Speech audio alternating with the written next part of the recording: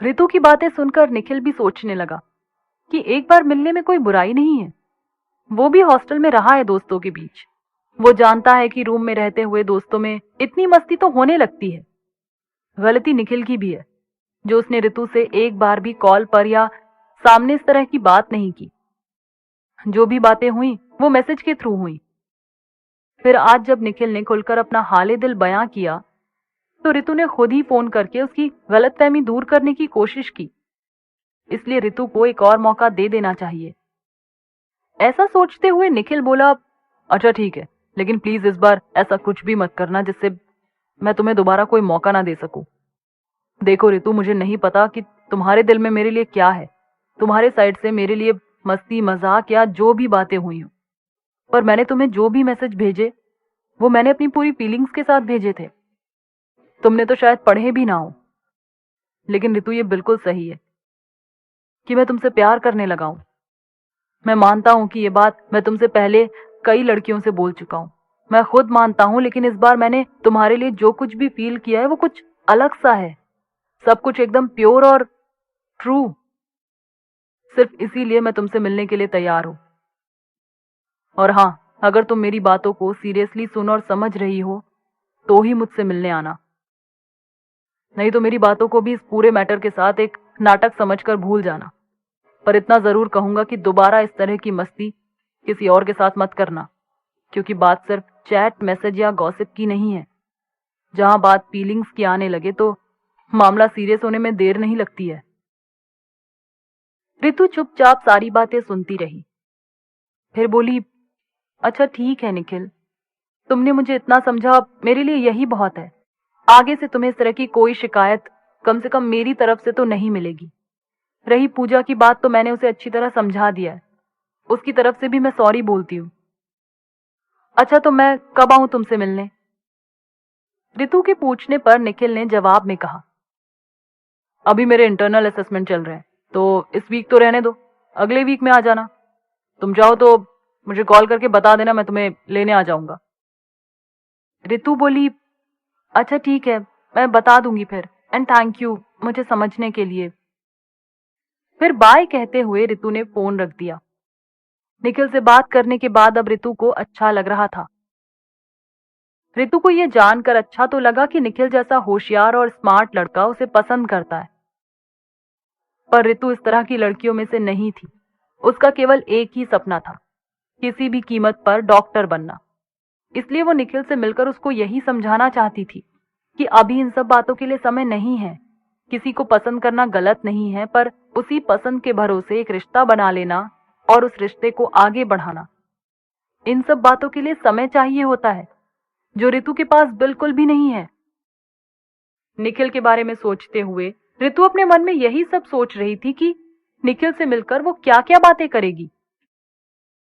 इधर ऋतु से बात करके निखिल को इस बात की खुशी थी कि चलो आज जो बातें उसने ऋतु समझकर मैसेज करके पूजा को बोल दी थी, वो सारी बातें अब उसने ऋतु को भी बता दी।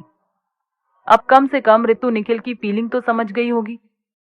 लेकिन अभी तक उसने जो भी बातें मैसेज में कही थी वो सारी बातें ऋतु ने नहीं पढ़ी। ये सोचकर निखिल को थोड़ा बुरा भी लग रहा था। निखिल ऋतु को पसंद करने लगा था, इसलिए अब ऋतु पर उसको ज्यादा गुस्सा नहीं आ रहा था। लेकिन हाँ, उसको इस बात का बुरा लग रहा था कि इस तरह उसकी फीलिंग का मजाक बनाया गया। ऋतु उसका सच्चा प्यार थी तो वो ऋतु को कैसे गलत समझ सकता था भला। ऋतु के बारे में सोचते हुए निखिल ने अपनी पूरी चैट पढ़ी और सारे मैसेज डिलीट कर दिए। फिर जाकर अपनी पढ़ाई में लग गया। निखिल मन ही मन सोच रहा था कि अब वह ऋतु को कोई मैसेज नहीं करेगा जब तक ऋतु खुद से उसे कोई मैसेज ना करे, क्योंकि अब उसे इस बात का बिल्कुल भी भरोसा नहीं था कि वो जो भी मैसेज करेगा वो ऋतु ही पढ़ेगी। इसलिए वो सोच रहा था कि ऋतु से जो भी बात करनी है या तो कॉल पर करेगा या फिर मिलने के बाद। इसलिए उसने अपना मोबाइल उठाकर एक तरफ रखा और अपना पूरा ध्यान पढ़ाई में लगाने लगा। ऋतु भी अपनी पढ़ाई करने बैठ गई थी। तभी ऋतु के मोबाइल पर अननोन नंबर से मैसेज आने लगे। ऋतु ने पहले तो सोचा कि निखिल के मैसेज होंगे। जब उसने मोबाइल उठाकर देखा तो वो मैसेज देखकर थोड़ा परेशान हो गई। उसमें बड़े ही बेकार और अश्लील से मैसेज थे। वो कोई रिप्लाई कर पाती इसके पहले ही एक वीडियो भी आ गया। रितु को ये सब देखकर बहुत गुस्सा आया। उसे लगा कि शायद निखिल उसके साथ हुई शरारत का बदला ले रहा है। उसने फटाफट निखिल को कॉल किया और गुस्सा होने लगी और बोली, तुम इस तरह से मुझे परेशान नहीं कर सकते, मैं भैया से तुम्हारी शिकायत कर दूंगी।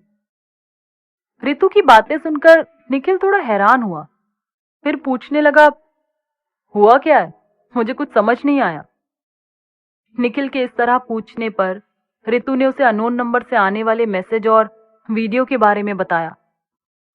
तो निखिल बोला, जरा मुझे वो नंबर बताओ, क्योंकि मैंने तो तुम्हें कोई मैसेज नहीं किया है।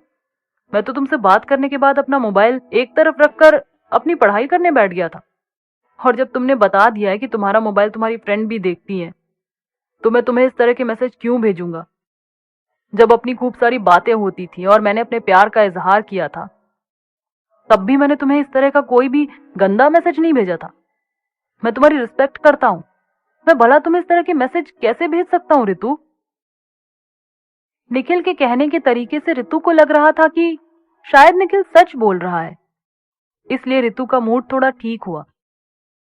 फिर वो बोली, पता नहीं किसके मैसेज आ जा रहे हैं, पर इस तरह के मैसेज देखकर मुझे बड़ी गुस्सा आ रही है। निखिल ने कहा, तुम मुझे नंबर तो दो, मैं पता करता हूं। रितु ने वो नंबर निखिल को सेंड कर दिया।